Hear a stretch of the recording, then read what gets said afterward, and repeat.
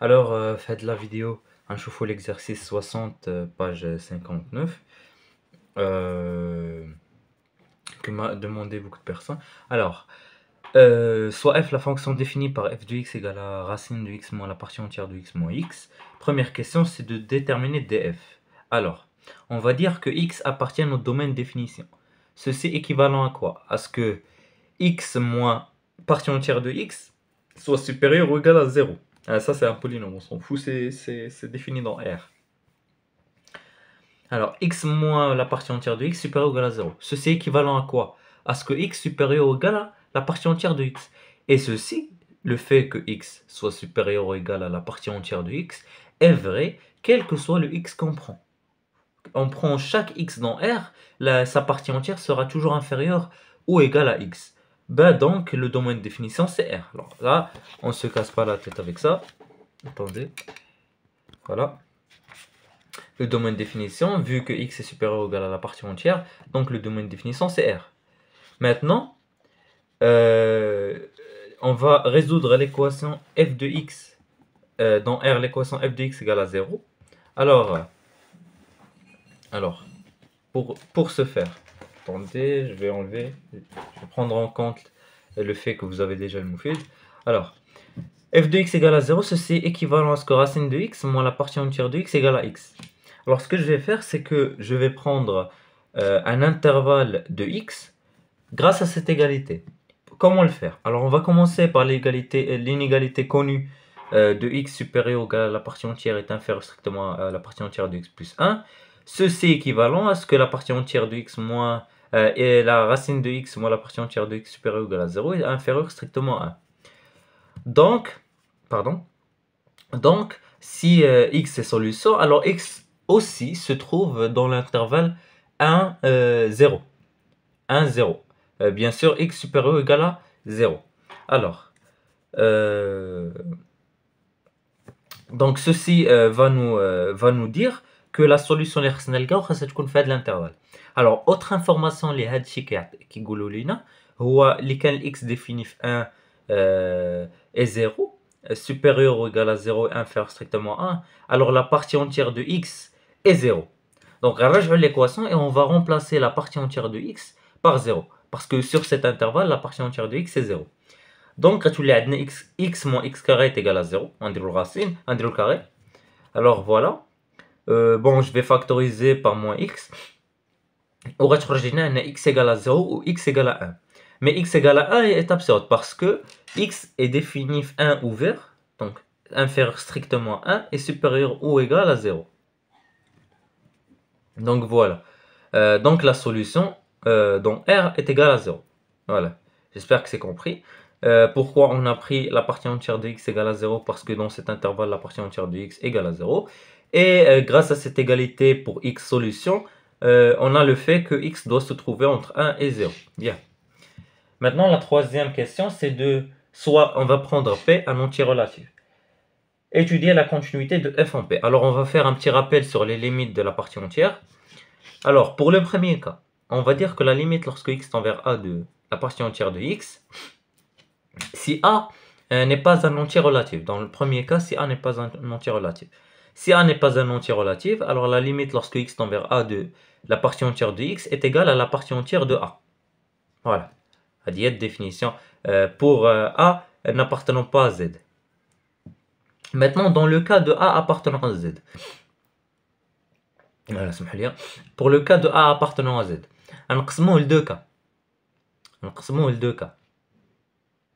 La limite lorsque x tend vers A moins de la partie entière de x est égale à la partie entière de A moins 1. Alors, أول مرة أنا شفت هذه l'expression هذه ما فهمتهاش ولكن ملي شفت la courbe بانت ليا clairement. Alors, si A est un entier relatif, alors qu'on va la limite lorsque x tend vers A moins la partie entière de x, c'est la partie entière de A moins 1. Ou qu'on le cas, le fait que la limite lorsque x tend vers A plus de la partie entière de x est égale à la partie entière de A. Ou la partie entière de A, l'information la partie entière de A, c'est A. Pourquoi? Parce que A est un entier relatif. Ou quand on a quel que soit x un entier relatif, la partie entière de x est égale à x. Donc là, il n'y a pas de souci avec ça. Bien. Donc, on met le rappel sur la limite des parties entières. Maintenant, on va le calcul de la continuité. On va calculer l'image, il n'y a pas de souci avec ça. F de P est égal à la racine de P moins, partie entière de P moins P. Alors, la partie entière de P, c'est P, parce que P est un entier relatif. Alors, on a 0 moins P, donc, oui moins P. Voilà, il n'y a pas de souci. D'abord, on va calculer la limite. Bon, on a la partie entière de P est égale à P, parce que P appartient à Z. On va la limite lorsque x tend vers P+, à droite de P. Donc, elle dit la plus facile. Il y a racine de x moins la partie entière de x moins x. Mais on a P, ou on a P, on a P moins P. Parce que la partie entière de P, c'est P. Ou qu'on a la limite lorsque x tend vers P plus de la partie entière de x, c'est la partie entière de P. Ou marcher la partie entière de P moins 1. C'est-à-dire que la partie entière de P moins 1, laquelle x tend vers P à gauche de P. Donc P moins P moins P, c'est moins P. Voilà. Maintenant, bon, la justification pourquoi. Maintenant, bon, هنايا بقيت كنقول انها continue à droite. Donc قلت ما جيتش في la rédaction قلت ان la limite quand x tend vers à droite de P de f de x égale à f de P, alors alors f est continu à droite en P. Maintenant, je vais calculer oula. Alors attendez. Oulala. Malheureusement, j'ai oublié de calculer la limite à gauche. Alors c'est très facile, hein, je ne peux pas m'attarder là-dessus.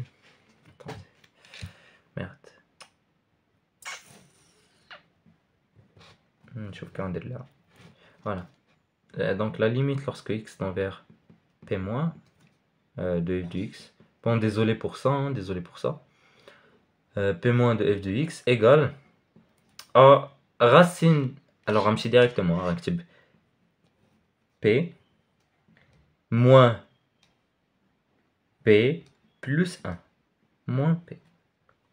Donc c'est égal à 1 moins P. Pourquoi? Parce que là j'ai x moins la partie entière de x moins x. Là j'ai P à gauche, j'ai P moins la partie entière de P pour P à gauche. Il y a la partie entière de P moins 1. Moins la partie entière de P plus 1. Ou la partie entière de P, c'est P. Donc, on laisse 1 moins P. Donc, un goulot, un F n'est pas continu à gauche en P. Voilà. Désolé à l'aide le petit désagrément. Donc, F n'est pas continu à gauche en P. Voilà. Parce qu'elle est différente de F de P. Voilà. Bien. Ben donc elle est pas continue en P. Hein. C'est vraiment ما كتبتهاش. Oh là là. Bon, c'est pas grave. Hein. أنا كنقولها لكم orale. Bien. Maintenant la continuité dans l'intervalle P plus 1 ouvert. Alors أول حاجة خصكم تعرفوا على la partie entière. La partie entière dans un intervalle les ما فيش les entiers relatifs est continue. Donc faites l'intervalle de P plus 1, la partie entière est continue. Maintenant, c'est un Alors un jour, on goulot déjà x est continu sur R car c'est un polynôme et il est continu en particulier sur l'intervalle ouvert P plus 1. Et on a que la partie entière de x est continue sur P plus 1 car il n'y a pas d'entier relatif dans cet intervalle. Bien sûr, un entier relatif, c'est un entier relatif بيناتهم, mais c'est pas dans R, on a على Z. Et on a que x moins la partie entière de x supérieure strictement à 0, vu qu'il n'y a pas P plus 1, le même. Donc c'est supérieur strictement. Alors la racine, la fonction qui est associée à chaque x, la racine de x moins la partie entière de x, est continue. Continue sur P plus 1. Donc f est continue en tant que différence de deux fonctions continues. Un goal sur P plus 1. Voilà. Voilà. Maintenant, on va faire la quatrième question. Montrer un encadrement. On va montrer que f de x est compris entre 1 moins x et moins x. Alors, on va prendre x est entre la partie entière de x et la partie entière de x plus 1. Donc x moins la partie entière de x est inférieur strictement à 1 et supérieur ou égal à 0. Donc la racine de x moins l'exponentielle moins la partie entière de x est entre 0 et 1, supérieur ou égal à 0. Donc si on enlève si on enlève le moins, si on enlève le x, alors غيولي عندنا هنا moins x وهنا 1 moins x. Alors je pense que c'est pas grave si le données ou égal comme ou égal, vu qu'il y a une disjonction. Donc voilà. Donc f de x est compris entre moins x et 1 moins x. Donc il n'y a pas de souci avec cette question. La dernière question, c'est les limites lorsque x tend vers plus infini. Alors, la limite lorsque x tend vers plus infini, je vais venir la calculer. Non. Je vais calculer la limite lorsque x tend vers plus infini de 1 moins x. Attends, plus l'infini. Non, attendez, l'axe. La limite lorsque x tend vers... Attendez. La limite lorsque x tend vers plus infini, la limite lorsque x tend vers plus infini, de 1 moins x, il y a moins l'infini. Moins l'infini supérieur à un truc, lequel moins l'infini, انت صغر من moins l'infini, alors غتدخل معاه, غتدخل في moins l'infini. نفس الحاجة, la limite lorsque x tend vers moins l'infini de moins x, c'est plus l'infini. وانت كبر من plus l'infini, donc راك انت غير plus l'infini. Et c'est fini pour cet exercice. J'espère que la vidéo vous a plu. Désolé le fait انني كنسى des trucs ou كنسيهم à l'arrache. Si vous avez des remarques, n'hésitez pas à les faire en commentaire et je vous dis au revoir pour une nouvelle vidéo.